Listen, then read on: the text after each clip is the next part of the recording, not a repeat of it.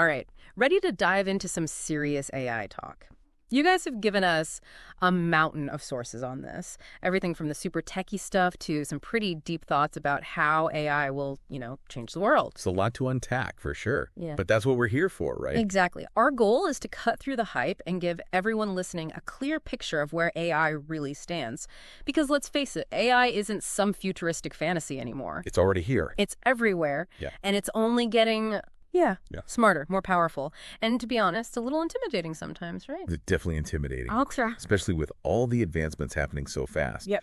But one of the sources actually highlighted something interesting. It traced the origins of AI all the way back to, get this, 1951. 1951. Seriously. Like, before the internet. Before, well, a lot of things. What was AI even like back then? Well, picture those old massive computers that took up entire rooms, Back then, a brilliant computer scientist named Christopher Strachey developed a checkers program that ran on one of those behemoths, the Ferranti Mark I. A checkers program? That doesn't sound all that, Groundbreaking. Yeah, groundbreaking. It was a huge deal. This wasn't just some simple game.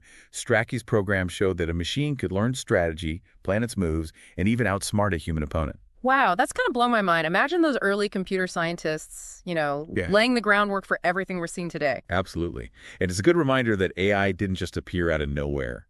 It's been a long journey, with plenty of those aha moments along the way, like when Deep Blue beat chess grandmaster Garry Kasparov back in '97, or when IBM's Watson crushed it on Jeopardy in 2011. Okay, those are some serious milestones for sure. I remember those moments. It felt like everyone was talking about it. Like AI was suddenly on everyone's radar. They were more than just headlines. They were breakthroughs that captured the public's imagination.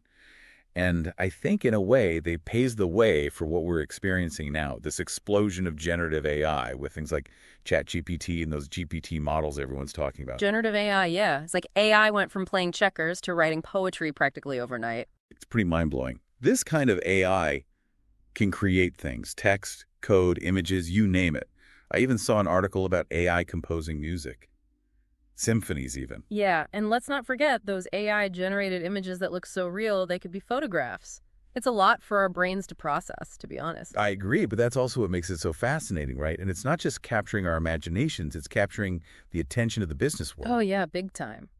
This IBM survey from 2023 we have here, it says that 42% of businesses are already using some form of AI, and a lot more are, testing the waters. Which makes sense. The potential here is huge. We're not just talking about automating tasks. This is about changing the way we work entirely. It's a whole new ballgame. It really is. AI is becoming more sophisticated by the day, more capable, and it has the potential to revolutionize pretty much every industry out there. Okay, so no more doom and gloom. We've established that AI is here to stay and that it's evolving at warp speed. But let's get specific. What are some concrete examples of how AI is actually being used today, like in the real world? Well, our sources point to some pretty incredible things happening across a bunch of industries, like in manufacturing, for example. Have you heard about these new AI-powered robots? Robots, like in factories. Yeah, but not just the old school kind. These robots can collaborate with human workers. They can adapt to different tasks and even learn from their human counterparts. So it's not about replacing humans altogether. Not necessarily. It's more about humans and AI working together. And it's not just happening in factories. One of the sources dove deep into how AI is transforming healthcare, and it's pretty amazing. Yeah, I was just about to bring that up. I mean, healthcare is one of those fields where AI could really make a difference. Absolutely. Imagine a world where AI is helping doctors diagnose diseases earlier and more accurately, or where we have personalized medicine tailored to our individual DNA, or even virtual nursing assistants available 24/7 to answer questions and monitor patients. It's like something out of a sci-fi movie, except it's real. That's the thing about AI, right? It keeps blurring the lines between science fiction and reality. Yeah, it really does. So we've got AI building cars, assisting doctors. But what about those fields that seem, less about data and more about human creativity, like art, for example, or journalism? That's a great question. Because even in those fields, AI is making its mark. We have an article here about how the Associated Press is now using AI to generate thousands of earnings reports every single year. Thousands, wow. But doesn't that kind of make you wonder, will AI eventually replace human creativity? Or will it become a tool that helps us push those creative boundaries even further? It's a debate that's raging right now, and honestly, there's no easy answer. On one hand, you have AI creating art and music that's practically indistinguishable from human-made stuff.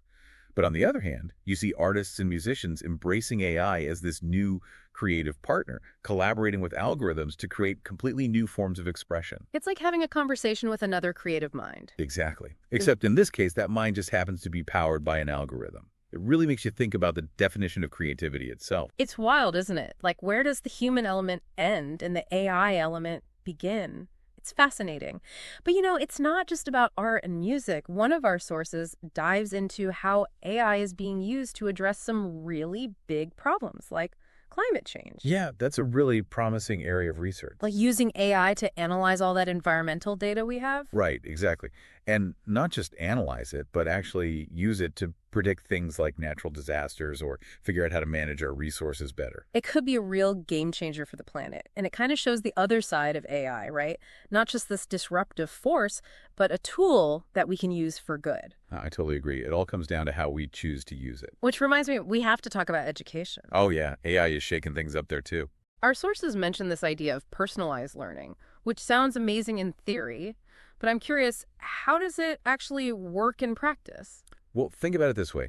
Right now, a lot of education is kind of a one-size-fits-all approach, right? Yeah, pretty much. But with AI, the idea is that every student could have a learning experience that's tailored to them, their strengths, their weaknesses, how they learn best. So no more being stuck in a classroom where you're either bored because you already know the material or you're totally lost because you're not catching on as quickly. Precisely. AI can actually analyze a student's learning patterns, figure out where they might be struggling, and recommend specific resources or even, adjust the curriculum in real time. It's kind of like having a personal tutor, in a way. Wow, that's pretty impressive.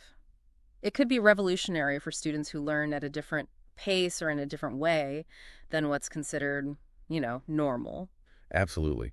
And think about the access it could provide for people who maybe don't have access to traditional education. Mm-hmm. Those AI-powered language learning apps or online courses that adapt to your skill level. It's amazing. It's like democratizing education, making it available to everyone regardless of their circumstances. Exactly.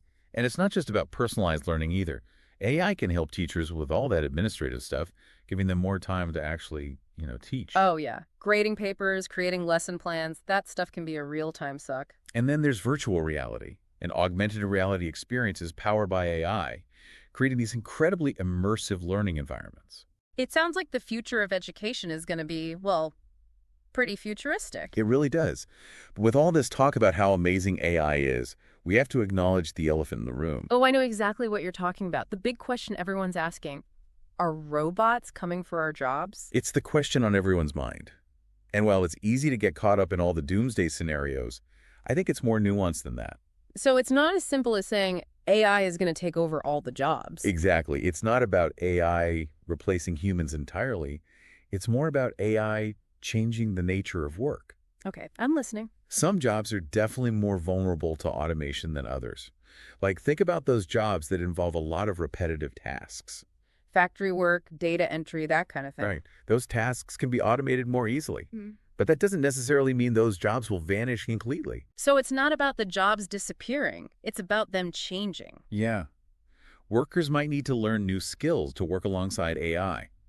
Or maybe they'll focus on tasks that require those uniquely human qualities.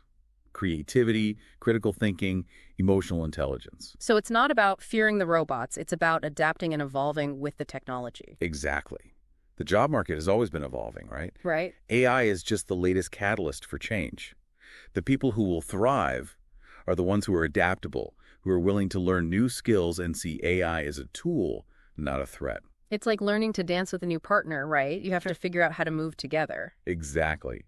And just like with any new dance partner, there are going to be some missteps along the way, which is why we need to talk about the ethical side of AI, because it's not all sunshine and roses, is it? Definitely not. And our sources bring up some important concerns. Like, one thing that really stood out to me was this idea of AI bias. Oh, yeah. That's a big one. Because AI systems, they're only as good as the data we feed them, right? Exactly. And unfortunately, a lot of the data out there, it reflects the biases that already exist in our society.